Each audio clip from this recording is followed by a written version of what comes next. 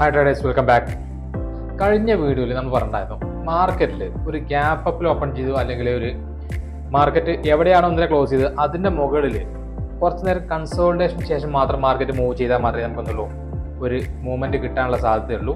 കഴിഞ്ഞ രണ്ടാഴ്ചയിലും നിഫ്റ്റിയും bank Nifty അടക്കം എല്ലാ സ്ക്രിപ്റ്റുകളും അത്യാവശ്യം നല്ലൊരു മൂവ്മെൻറ്റ് കാണിച്ചതുകൊണ്ട് ഇന്നത്തെ ദിവസം മൂവ്മെൻറ്റിന് സാധ്യത വളരെ കുറവാണെന്നുള്ളതും നമ്മൾ പറഞ്ഞിട്ടുണ്ടായിരുന്നു. ഒരു സെല്ലേഴ്സിന് അനുകൂലമായിട്ടുള്ള മാർക്കറ്റ് ആയിരിക്കും മിക്കവാറും ഉണ്ടാവുക. പ്രത്യേകിച്ചും മാർക്കറ്റ് ഡൗൺ സൈഡിൽ വന്നിട്ടുണ്ടെങ്കിൽ മാർക്കറ്റിൽ ട്രേഡുകൾ എടുക്കാതെ കോൾ സൈഡിലും പുട്ട് സൈഡിലും കോളും പുട്ടും സെല്ല് ചെയ്തിരിക്കുക എന്നുള്ളതായിരുന്നു നമ്മുടെ ട്രേഡിംഗ് പ്ലാൻ എന്നുള്ളതും നമ്മൾ അനൗൺസ് ചെയ്തിട്ടുണ്ടായിരുന്നു. ഇന്ന് മാർക്കറ്റ് ഓപ്പൺ ചെയ്ത് തന്നെ ബാങ്ക് നിഫ്റ്റിയുടെ കാര്യമാണ് പറയുന്നത്. ഓപ്പൺ ചെയ്ത് തന്നെ ഒരു ഫ്ലാറ്റ് ഓപ്പണിംഗ് അല്ലെങ്കിൽ ചെറിയ ഒരു ഡൗൺ സൈഡിലായിരുന്നു ഓപ്പൺ ചെയ്തത് ഇന്നത്തെ ക്ലോസിങ്ങിന് കമ്പയർ ചെയ്യുമ്പോൾ.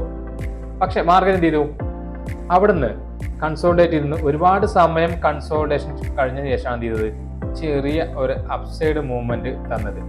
ആ ഒരു അപ്സൈഡ് മൂവ്മെന്റ് തന്നെ എന്ത് ചെയ്തു? മാർക്കറ്റ് വളരെ സ്ലോവിലാണ് കയറി പോയത്.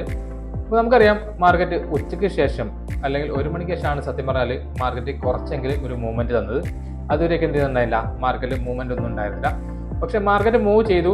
കഴിഞ്ഞ ഒരു 2-3 ദിവസം മുമ്പത്തെ മാർക്കറ്റ് നോക്കി അറിയാം, ക്ലോസിങ് നെഗറ്റീവായിട്ട് തരിക എന്നുള്ളത് 3 മണിക്ക് ശേഷം 2:45 ശേഷം മാർക്കറ്റിൽ ലാസ്റ്റ് മിനിറ്റിന്റെ ക്യാൻഡിൽസ് ക്ലോസിങ് തന്നു എന്നുള്ളതാണ്.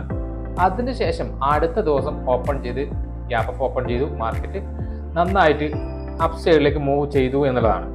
ഇന്നും മാർക്കറ്റ് ക്ലോസ് ചെയ്ത് സത്യം പറഞ്ഞാൽ ആ ഒരു ട്രെൻഡ് അനുസരിച്ച് തന്നെയാണ്. അപ്പോൾ പ്രോബബിലിറ്റി എന്ന് പറയുന്നത് 54,200 അടുത്ത് ഓപ്പൺ ചെയ്യുകയാണെങ്കിൽ ചെറിയ രീതിയിലുള്ള ഒരു ബുള്ളിഷ് ക്യാൻഡിൽ നമുക്ക് എക്സ്പെക്ട് ചെയ്യാം. വലിയ രീതിയിലുള്ള മൂവ്മെന്റുകൾ ഇനി 1-2 ദിവസം നമ്മൾ എക്സ്പെക്ട് ചെയ്യുന്നില്ല എന്നുള്ളതുകൊണ്ടാണ്. വലിയ രീതിയിലല്ലാതെ ചെറിയ രീതിയിൽ നമുക്ക് എന്ത് ചെയ്യാം, 54,200 മുകളിൽ വന്നാൽ ചെറിയ ടാർഗറ്റുകൾ വെച്ചിട്ട് 54,450, 54,300 എന്നുള്ള ടാർഗറ്റ് വെച്ചിട്ട് കോൾസലേക്ക് ട്രേഡ് പ്ലാൻ ചെയ്യാം. വലിയ ഗ്യാപ്പുകൾ ആണെങ്കിൽ മാർക്കറ്റ് ഇതിനകത്ത് നിൽക്കും എന്നുള്ളതുകൊണ്ടും ഒരു വോളറ്റിലിറ്റി ക്രിയേറ്റ് ചെയ്യാനുള്ള സാധ്യത ഉണ്ട് എന്നുള്ളതുകൊണ്ടും നമ്മൾ എന്ത് ചെയ്യുന്നില്ല, ഡൗൺ സൈഡ് ട്രേഡുകളോ അല്ലെങ്കിൽ സൈഡ് വൈസ് ആയിട്ടുള്ള ഒരു ട്രെൻഡ് ഇവിടെ ഉണ്ടാവുന്നതുകൊണ്ട് മറ്റുള്ള ട്രേഡുകളോ പ്ലാൻ ചെയ്യുന്നില്ല. ഇവിടെയാണെങ്കിൽ നാളെ എന്ത് ചെയ്യുന്നുണ്ട്, സൈഡ് വൈസ് ആണ് പ്ലാൻ ചെയ്യുന്നത്. കോളും പുട്ടും സെല്ല് ചെയ്യുക, വെയിറ്റ് ചെയ്യുക എന്നുള്ളതാണ്. ഉച്ചയ്ക്ക് ശേഷം മൂവ്മെന്റ് തരികയാണെങ്കിൽ ഏത് സൈഡിലേക്കാണോ മൂവ്മെന്റ് തരുന്നത് ആ സൈഡിലെ ലെഗ് ഒഴിവാക്കിയിട്ട് മറ്റു സൈഡിലേക്ക് ഹോൾഡ് ചെയ്യുക എന്നുള്ളതാണ് ട്രേഡിംഗ് പ്ലാൻ എന്നുള്ളത്. സത്യത്തിൽ സൈഡ് വൈസ് മൊമെന്റം മാത്രം എക്സ്പെക്ട് ചെയ്യുന്നു എന്നുള്ളതാണ് ഈ ഒരു വാക്കുകൊണ്ട് ഞാൻ ഉദ്ദേശിക്കുന്നത്.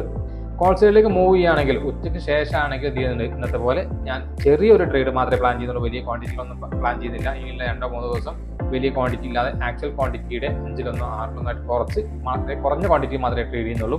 ഇതാണ് നിഫ്റ്റി ബാങ്കിൽ നമ്മൾ നാളെ ട്രേഡ് പ്ലാൻ ചെയ്യുന്നത്.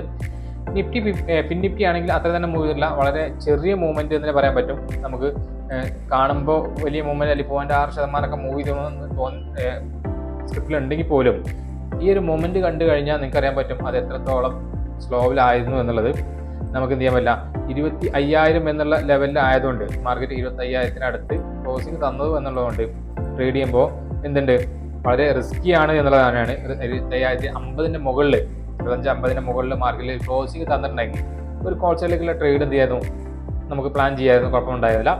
നിലവിൽ ഒരു അപ്സൈഡ് ട്രേഡ് ചെയ്യാൻ പറ്റുന്ന ഒരു ഏരിയയിലാണ് മാർക്കറ്റ് നിൽക്കുന്നത് എന്നുണ്ടെങ്കിൽ പോലും കഴിഞ്ഞ ദിവസത്തെ മാർക്കറ്റിനെ വെച്ചിട്ട് കമ്പയർ ചെയ്യുന്ന സമയത്ത് എന്താണ്, മൂവ്മെന്റ് കുറവായിരിക്കാം എന്നുള്ളതുകൊണ്ട് ക്വാണ്ടിറ്റി കുറയ്ക്കുക, കോൾ സൈഡിലേക്ക് മാത്രം ട്രേഡ് പ്ലാൻ ചെയ്യുക. ഇൻ കേസ് നമ്മൾ ഇന്നത്തെ അല്ലെങ്കിൽ കഴിഞ്ഞ 24,550 അല്ലെങ്കിൽ ഈ ലെവലൊക്കെ ബ്രേക്ക് ചെയ്യുകയാണെങ്കിൽ മാത്രം എന്ത് ചെയ്യാം, നമുക്ക് ട്രേഡുകൾ ഡൗൺ സൈഡിലേക്കും പ്ലാൻ ചെയ്യുക എന്നുള്ളതാണ്. നിഫ്റ്റിയുടെ കാര്യത്തിലാണെങ്കിൽ നിഫ്റ്റി നോക്കി അറിയാൻ പറ്റും 26,000 എന്നുള്ള ഒരു റൗണ്ട് ലെവലിൻ്റെ അടുത്താണ് ഇന്ന് ഇത് കൺസോൾട്ടേറ്റ് ചെയ്ത് ക്ലോസ് ചെയ്തിട്ടുള്ളത്. നമ്മൾ മാർക്കറ്റ് ഉണ്ടായിരുന്ന 2 റേഞ്ചുകൾ 25,962 അതേപോലെ 25,835 എന്നുള്ള ലെവലിന്റെ അകത്ത് ഓപ്പൺ ചെയ്ത് മാർക്കറ്റ് എന്ത് ചെയ്തു, ഒരു കപ്പ് ആൻഡ് ഹാൻഡിലൊക്കെ ഫോം ചെയ്യുന്ന രീതിയിലാണ് മാർക്കറ്റ് നിൽക്കുന്നത്.